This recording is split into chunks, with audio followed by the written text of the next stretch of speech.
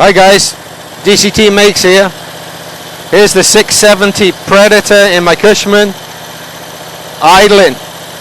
Little high idle, but this is a completely different animal without the governor on. I've given the governor something to do here.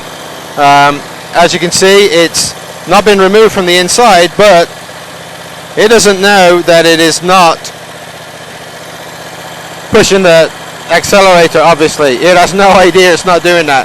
I just given the governor something to do, that's all. I'll let you know how that goes. It shouldn't blow up or anything like that.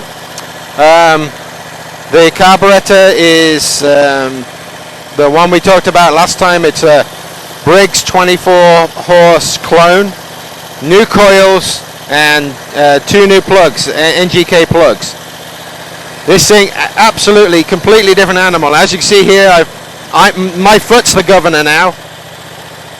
See if I can zoom in on the new throttle arrangement.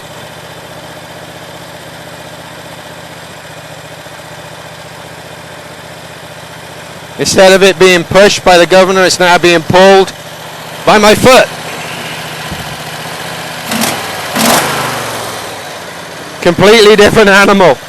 Doesn't stumble when I change gear. The governor would kick in as I change gear, in the gap between changing gear, and it would drop the revs and I have to build back up. It would either stall out. Not anymore. It's this thing flies. Not that it needs to. It's a workhorse, but completely changed the mechanics of the whole process. You got any questions about what I've done on the governor? Giving it something to do.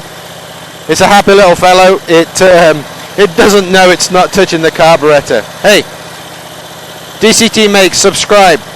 Help me build a channel so I can do more stuff like this. Talk to you guys later. Bye.